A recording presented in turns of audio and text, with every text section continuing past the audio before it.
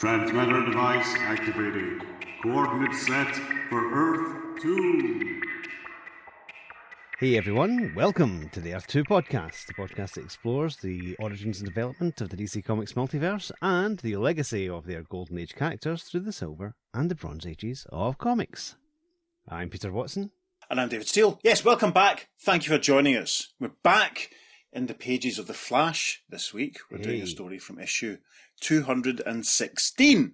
It's the final issue of The Flash to have the branding of 52 big pages. Don't take less. Going forward, we'll see the DC Comics prices drop by 5 cents, but also their page count will drop much more significantly. But we'll talk about that in future, I'm sure. Yes. Now, issue 216 of The Flash. Peter's going to tell you about the cover. A lot's happening in this cover. An awful lot's happening in this cover. First of all, in the top left-hand corner, we've the Flash running towards us with DC the Flash written above him, just in case you weren't sure. Along the banner at the top there, it says, Extra, a Kid Flash Super Speed story. We then have the Flash logo. Underneath that, we have all the action from the main story. There's a full moon looming in the background. Take a drink. Yep, as Mr. Element is blasting the Flash who's running by, and he seems to be converting him into some sort of horrible green goopy plasma. Oh no! Yes, it's very dynamic. I love how it's almost like Mr. Element is taking 3 separate blasts as the Flash runs past. It's a very dazzling cityscape in the background. Mr. Element's up on a fire escape. It's very exciting. Mm-hmm.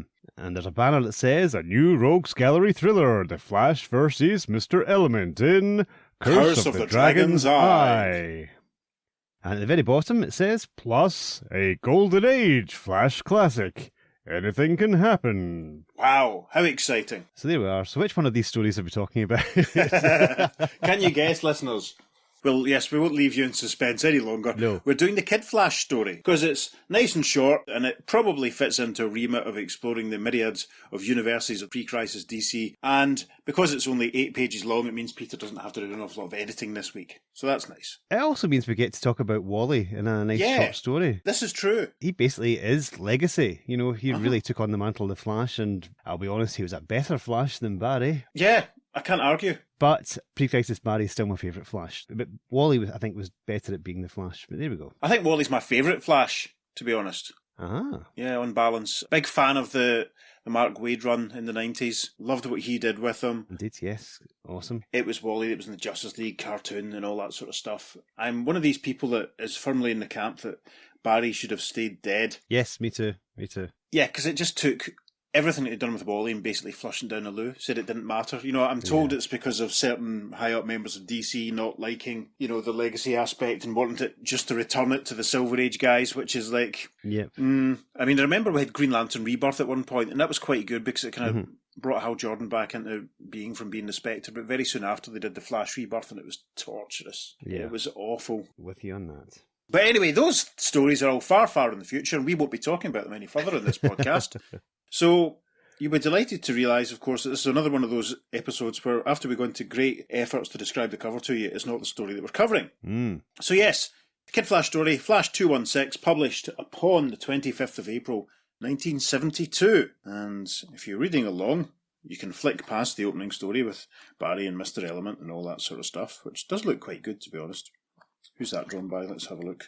Looks like Arvnovic. It's one of these weird stories because they don't really know what to do with Dr. Alchemy and Mr. Element. Every time he appears, he's got a different reason for why he is the way he is. It's bizarre. Later on, it's his astral twin who is evil when our Al Desmond is good, and vice versa. Gosh. Sometimes he's influenced by a magical gargoyle. Sometimes it's cosmic alignment. When certain stars are in alignment, he's evil. They just can't make up their mind. It's bizarre. Yeah, I remember reading many stories with him back in the day and just being sort of like, oh right, that's what's happening with him in this issue, that's fine. And then there was the whole thing where Reverse Flash was a complete Mr. Element fanboy and was stalking him. That's right. Classic story from the Silver Age, but really, really odd. But a lovely homage cover on that one. Yes, another homage to Flash 123, and I'm fairly sure I've posted that on the socials many, many moons ago when we first did Flash 123. So if you can be bothered scrolling back on our Instagram page, listeners, you could probably find those. So, on with today's adventure. Story page number 1, which is about halfway through the comic. There is a banner along the top that reads, A new Kid Flash story. Our opening panel, you see a nice yellow fancy car driving along the highway. Nice countryside location. A caption says, For Wally West, the distance between Blue Valley High School and Valley State College is 40 miles and 4 years. And from inside this speeding vehicle, Wally West is thinking, I'd get there much faster as Kid Flash, travelling on foot, but what better way to try out these new wheels than by driving to my college interview? and we get a nice close-up of Wally in panel 2. He's wearing a green shirt with a sort of white, if I said square polka dots, that's the best way I can describe it. Yeah. And we get a nice close-up, and this thing always gets me. Wally's always drawn in the old days with more brown hair than red, but when he turns to Kid Flash, his hair seems to switch. And I don't know if that was ever addressed in a plot line, in a story that he changed his hair colour or something, but I'm always slightly discombobulated to not see him as a redhead, basically. Yeah, I'm sure there is a hair dye situation going on, but I can't remember exactly how it works offhand, I'll be honest. Maybe when we do our superheroes and their haircuts and hairstyles and hair dye podcast, we'll dig it out. I think basically we'll do a story where Kid Flash travels back in time and meets the Western Johnny Thunder and finds out what he does to colour his hair. Oh, and yes. he copies him. Fantastic. When we do our DC comic, Yes. we'll definitely have that. That works for me. That definitely works for me. So, this close-up of Wally, smiling, eyes bright and shiny as he drives to his new destination, he's thinking, I'm probably the best driver on the road, what with my super fast sight and reflexes. and then the sequence of the story is interrupted now by the title of the story, which large red block letters and inverted commas, which says 2D? And that's like 5D or 3D, it's just the number 2, the letter D and a question mark, i.e. meaning 2 dimensions. And another little bit of captioning says, A mystifying title for this tale, yet an apt one for the puzzling phenomenon Kid Flash will soon encounter. Next panel has a couple of captions that tells the stories by Steve Skeets, our old pal, and the art is by both Dick Dillon and Dick Giordano, so that's quite exciting. We're inside Wally's car for panel 3, looking over his shoulder out the road ahead, and we can see a hitchhiker bearing a sign that says Valley State College. We shall describe the hitchhiker. She's a young lady, tight-fitting blue top, fancy patterned flared trousers, long blonde hair.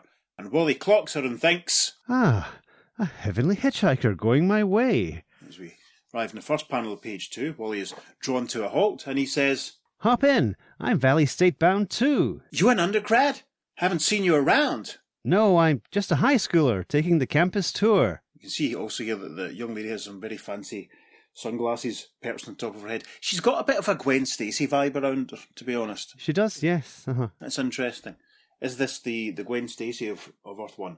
The caption then for page 2, panel 2 says, And when the duo arrives on campus... Yes, they've got out of the car and they've looked around and everything seems to be, well, as our new blonde friend says, deserted. This is exam week, but even though the kids who had early exams have gone home, there should still be someone here. Faculty members, administration people. And there's someone who is going to show me around. Our new blonde friend, who looks very lithe in this panel, she starts to walk off here, saying, I'll head over to the Arts Centre. There's always a gang hanging around there. Join me, Wally? I'd better stay here, Hildy, in case my guide shows up. So she's called Hildy, so that's what we'll say going forward. Now, the next panel is a big high-angle shot of Wally standing next to his car amongst the empty college grounds, and he's thinking, I don't like this. There's an eerie silence about the place, like a ghost town. And in the final panel, page 2, from off-camera, there's a massive "Eee!" scream. Wally's head whirls around as he hears it, and he cries. That scream, coming from Hildy's direction. In the first panel, page 3, we see Wally, well, very helpfully, Wally thinks and says, Sounds like trouble. And press the costume ring time. It's identity safe, no one's around. Sure enough, a little flash of energy, if you pardon the pun, on his hand as he speeds forward and his costume rockets out of its concealed hiding place. In panel 2, he's fitting the costume into place as he thinks, First time in a long while I've had to change to Kid Flash on the run. But what have I run into? Yep, that's in panel 3, as we see his eyes wide as he takes in what's going on. And in panel 4, we see a couple of very large, brutish, they almost look like they're made out of clay, almost like golems in a way. Yeah. Blue figures with gold-coloured wristbands, harnesses and stuff, and there's a weird sort of headset that each of them are wearing. And very helpfully, Wally thinks and describes what's going on. Aliens! Monstrous creatures carrying off Hildy to the Art Centre. Yes, we can see Hildy in the arms of one of the creatures, and there's a big sign that says Valley State Art Centre on top of one of the buildings. The final larger panel of page 3 shows Wally in action, zooming up and striking the large golem-like creatures from the back. He cries, Let that girl go! And then he thinks, Doubt if they can understand me, so my action will have to speak louder than my words. First panel of page 4 is a cracker, definitely going in the socials. Wally's getting stuck in, he thinks. My punches don't seem to bother them, but my karate chops are painful enough to make this one drop the girl. Yeah, and the creature seems to cry out. It's very odd. It's definitely, we can see it's reacting to Wally striking. It's let go of Hildy, who falls, and Wally catches her in the next panel, but the creatures are still walking towards the arts centre. That's interesting. Wally thinks, Hope Hildy's all right, so I can go after these freaks. They must hold the key to what's happened to all the people around here. Hildy starts to come to in panel 3, saying, Kid Flash? How did you get here? Why? Hold your questions till later. I'll be back as soon as I can with the answers. And Wally, indeed, rushes off towards the arts centre. Hildy can only watch him go, as Kid Flash thinks, They went into the arts centre. They went into the arts centre. Did they go into the arts centre to see Menswear perform? Who can say? Just imagine, that was the twist. Everyone was at a Menswear gig. Oh, that would be phenomenal. Mystery solved.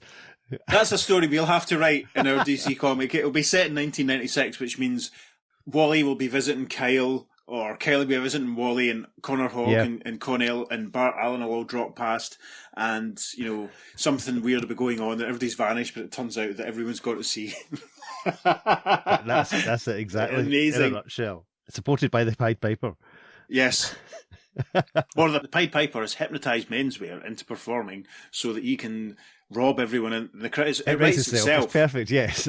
Look awful. And Jack Knight can be there as well, and it really needs 6 legacy DC superheroes to deal with them all. Jack will be dismissive of Menswear until Matt Everett says something about a band that he likes, and then Jack will bond with Matt. It's amazing, isn't it? Yes, perfect.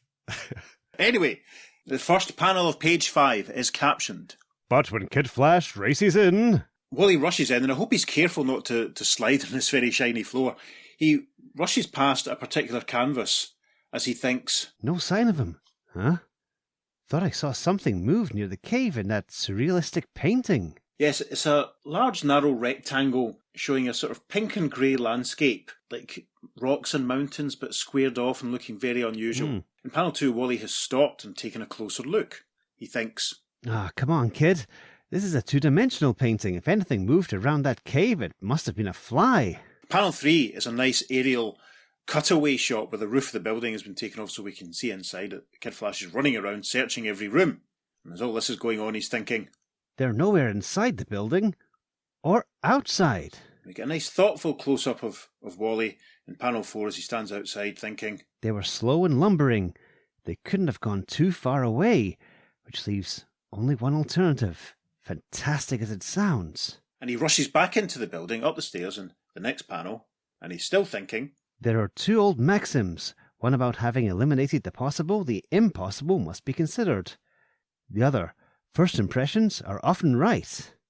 And in panel 6, he has returned to the fancy painting of the caves and rocks and stuff that we saw. He's dragged a nice big fancy strange chair in front of it, and he sits down thinking, The quickest way to find out if I'm fantasizing is to play sitting duck. Pretend to fall asleep next to this painting. Interesting. So, a slow dissolve of sorts. The caption to the first panel of page 6 says, As soon as the feigning sleeper slumps over in his chair, there is a movement in the painting, and a creature shambles out of the cave toward Kid Flash. And that's pretty much exactly what happens over the first couple of panels of page 6. Large creature. We get a really good look at it. We can see it has a gold belt, gold boots, sort of green pants, for want of a better way of putting it, green braces, and it's holding what looks like a very malevolent looking cake icer. Gosh. Maybe that's why there's so much pink in the painting. Maybe it's all icing. Anyway, the creature has lumbered out of the painting, and indeed in panel 2 we can see it emerging completely from the frame. It's very interesting. Panel 3, it's standing over Wally, activating the cake icer, and there's a zzz sound effect and a spark. Panel 4, Wally wakes up. A caption says, Faster than light, Kid Flash jerks his head out of the way, causing the bolt to flash harmlessly past his head, and then snaps his head back into its original position. Yes, nice little sequence of 3 panels there showing Wally reacting and then moving back. Another caption is crammed into panel 6, and it says, So rapidly has the entire movement taken place that the aliens are unaware that their victim is completely conscious. Gosh. Next panel's brilliant. We can see the creature stepping into the painting, carrying the supposedly unconscious Kid Flash. Wally is thinking, Earlier, when I touched this painting, it was 2-dimensional. Now that I'm being carried into the painting, it's become three-dimensional. And then we have a slow dissolve of sorts, and the caption for the final panel of page 6 says, Inside the cave. Yes, now lumbering in the background, we can see the large creature carrying Wally, but in the foreground, we can see some human beings. A few people, there's a girl, there's a few different men. It looks like they've got sticks and spades, and they're breaking up rocks. They've obviously been put to work. Kid Flash in the background is thinking, A fantasy come true. The missing college personnel inside the cave working in a mine. Are these aliens raiding Earth for slave labour? Things start to kick off in the first panel of page 7, as we get a nice insert of Wally crying, Everybody, hit the dirt! A twister's about to hit! And in the wider panel, we can see that all the human beings have been held captive, have got down on the ground, they're stretched out, and Flash has started to rush around, creating a tornado in his wake, and he's almost bouncing off and bouncing into all the creatures, sending them flying. And as he does this, he thinks, There's enough power packed in a tornado to flatten things on Earth and off. And in the caption for panel 3 says, And when the aliens have all been flattened... Yeah, we can see a couple of creatures lying unconscious in the foreground of the panel. The human captives all ranging around behind Wally, and one of the members of the faculty staff is standing next to Kid Flash, and he says, Thanks, Kid Flash, but I'm afraid your rescue effort has been in vain. Some of us tried to escape from here, but when we reached the frame, we could go no further. And this next little bit of exposition is narrated by the faculty member in that tried and tested form of having a cut-off, disembodied head stuck into the caption. Very, very effective. He continues, From this side, the display room is a two-dimensional painting, just as the cave is from the other side. And this is very trippy, actually. We see the faculty member standing with presumably two of the students, and they're looking at the other side of the frame, and sure enough, through the frame, we can see out into the display room in the art centre. It's very reminiscent of an old movie which I've taped a couple of times off Talking Pictures TV called The Time Travellers. There's almost that sense. Nightmare of Eden, the Doctor Who story, is another way of maybe referring it. Oh, yeah. It's almost like this other world is just hanging in mid-air, but obviously, as far as they're concerned, it's just a painting. Wally has had some inspiration, though, obviously, in the next panel, as he looks down at one of the creatures and cries, Those headbands. Wonder if they could be the answer. Take 'em off the aliens, put 'em on your heads, and let's find out. There aren't enough to go round, so those who don't wear one hold hands with someone who does. He's thought of that very carefully, hasn't he? The next panel, final panel of page 7, we can see that a few folk are wearing headbands, a few folk aren't. The member of faculty staff that Kid Flash was just talking to, he is very heroically not put on a headband. That's good, putting his students first. And he's holding hands with Wally as they move out of the cave. And Kid Flash says, Now, follow me out of here. And the first 3 panels of page 8, very interesting. This would look terrific on the telly. It really would, or in a film or something. Yeah. The first panel is of the painting hanging in the wall in the gallery in the Arts Centre. We can see Wally and everyone moving towards us out of the cave. In panel 2, they're a bit closer. And in panel 3, they're stepping out of the frame and back into the Arts Centre. Yay. Hooray, of course. Panel 4, they're all assembled. Everyone's looking round. Another faculty member of staff says, Free, but I still don't see how. Kid Flash offers this explanation. The way I see it, whoever painted this was telepathically influenced by those aliens to duplicate a scene from their dimensional world. Simultaneously, they painted their side of the doorway. And he continues in the next panel. Once the painting on the Earth side was completed, the aliens wearing transdimensional headbands were able to cross over into our dimension. Now, this painting must be destroyed. And sure enough, in the background, we see one of the no longer imprisoned people reaching up and lifting the painting down from the wall. And the caption for the final panel of the story says, And as the painting is being burned... We see the painting giving off lots of flames and smoke in the background, and Hildy has arrived on the scene. She's registering, obviously, that everyone else is around, and she says, Well, it's about time you all showed up. Where? And she obviously going to ask, Where have you been? A couple of people look towards her, smiling, as Kid Flash in the background starts to speed off, thinking, They'll give Hildy all the answers, while I slip away, switch identities, and keep my delayed appointment here. Fantastic. And a small caption says, The end. Well, Other dimensions. yes, other dimensions. I know what you're thinking, listeners. Hang on, that's a bit of a stretch. Well, it's another dimension. Aliens from another dimension using the painting as a way to break through into our dimension. That's worth talking about, isn't it? And it's only an 8-page story. Doesn't take Peter as long to edit. Come on, we're on a treadmill here. No, that was great, to be honest. I loved that. Some brilliant ideas just thrown into that almost throwaway little story. I can imagine that at least being a 3-part story if this was being told in the Flash nowadays, don't you? Yeah, definitely. I'm reminded of a couple of things. Firstly, the Suicide Squad story that we did. Yes, with Karen Grace imagining the dinosaurs attacking. Yes. And it's basically a telepathic influence from the parallel Earth, which happened before Flash of Two Worlds. Yeah. Yes, very, very interesting. That one we covered just before Christmas. Yeah, I wonder if, maybe if we read out our DC comic, we can explain, because there's nothing here to contradict it, that maybe the same controlling intelligence was behind it. The other story I'm reminded of was the painting that ate Paris from Grant Morrison's Doom Patrol run. Ah, yes. Have you read that? Or I'm familiar with it because an episode of the Bwahaha Justice League podcast talked about those issues of Doom Patrol because the Justice League were involved. So I have, of course, yes. I have skimmed through and had a look at them since. Yes, It's great. Yes. Some of my favourite comics is Grant's Doom Patrol run. It's fantastic. Uh-huh. But in that, the Doom Patrol enter a painting that had eaten Paris, funnily enough. Yes.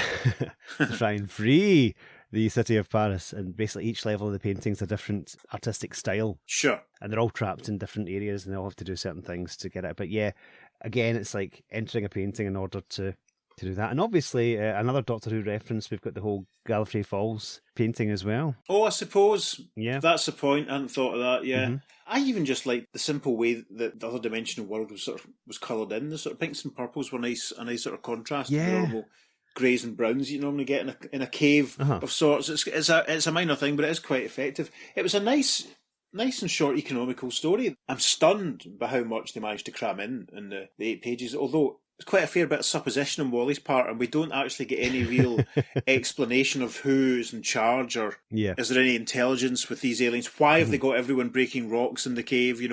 The slave, why have they got them as slaves? There's plenty of room for a sequel, or at least another few more pages of exposition, don't you think? Yeah, if they've got these telepathic abilities and they've got transdimensional abilities, then you think they'd be able to create a mechanical digger for the cave.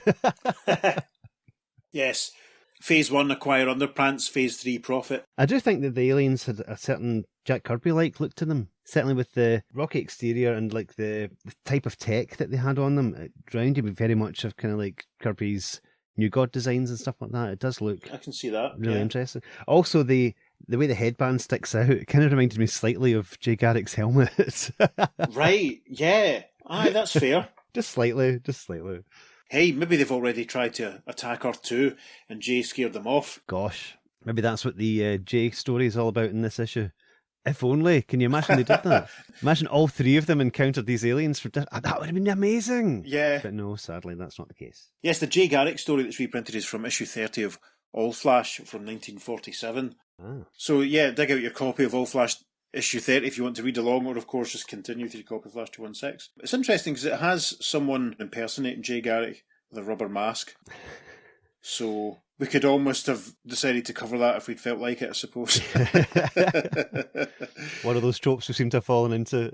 Yes, someone impersonating him. It's a fun little tale. But no, it's not as much fun as the Wally one. It's nice to talk about Wally because, as we say, he's a favourite character of both of ours. Yeah. And he's not going to turn up in a podcast really that often. No, so true. It's nice that you spotted this one and thought, yeah, that just about fits into a remit. We can cover that.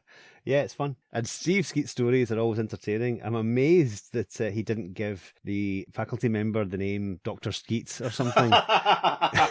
Yes. As he normally does. Any chance to get his own name in a script, he usually adds it. Yes, that would have been funny. Yeah, this is so much fun. I do like the idea of Wally driving. And as we know from later stories, Wally's a bit of a ladies' man. Yes. It seems quite appropriate that he picks up sexy hippie chick, hitchhiker. Yes. And she's like, oh, I haven't seen you around. You're a freshman. He's like, no, I'm actually just in high school, but that's fine. Yeah. But still, he's like, yeah, it's okay, I've got this. Yeah. It's very much a Wally thing to do. Absolutely. We've had a couple of stories in the past where we've talked about how Robin has been off to college and stuff, or university, or wherever it is. Yeah. And it's nice to see this little development in Wally's life as well, I suppose. Yeah. All these kids are growing up. Yeah, exactly. And we're seeing it happen. It's great. Yes. I must say, just quickly going back to the story, I think my favourite bit and the funniest bit in it is when Wally pulls up a chair and sits in front of the painting and pretends to fall asleep. What are the aliens thinking he's doing at that moment? That's a fair point. Yeah, they can't be too smart, can they?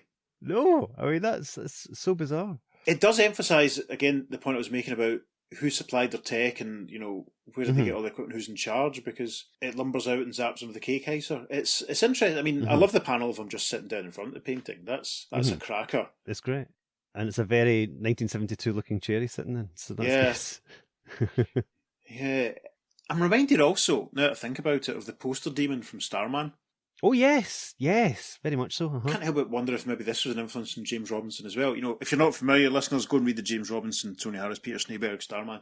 There's a story near the beginning with a demon that lives in a poster that traps people, etc. And there's slight elements of that there, because that was wary people or people that weren't paying attention in some cases that were walking past. So were the aliens sort of standing just out of view inside the painting, waiting for a quiet morning when there was... May have been. And it's interesting the fact that it seems to be the entire faculty and every student that was supposed to be at the college, because no one's around. So that now makes me think, was there a grand opening that everyone attended, or did the creatures sneak out in the middle of the night and grab everyone, or did they just go marauding out one day and just grab everyone and no one got away? There's that to think about as well. Yeah. How did they manage to catch everyone? But you think there'd be signs if they had physically gone out and... rushed around trying to capture everyone. Do you think there'd be some physical evidence of, some sort of disruption? Yeah. Interesting. These are questions to which we will never know the answer. Until we write the sequel to this story. Yes. Called 2.5D. Or we just do one called 5D, which has Wally teaming up with the latter lineup of the Birds, because that ties into their song 5D, Fifth Dimension.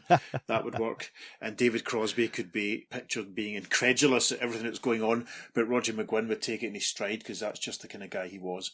Definitely. Of course.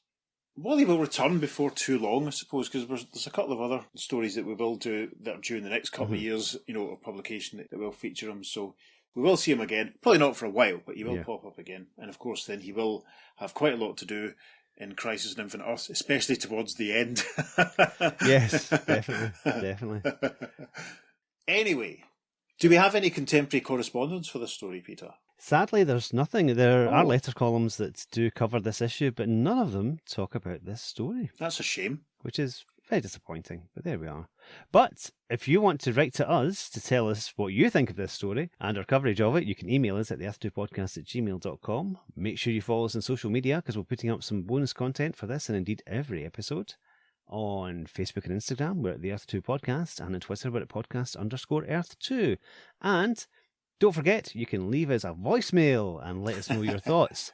It's at speakpipe.com/the Earth2 Podcast. So awesome. Yes, go there and leave your message. Yes, it'd be nice to hear from you. As usual, if you're able to go to wherever it is you receive your podcast and leave us a nice review, that would be appreciated. Terrific. On that note, I've been Peter. And I've been David.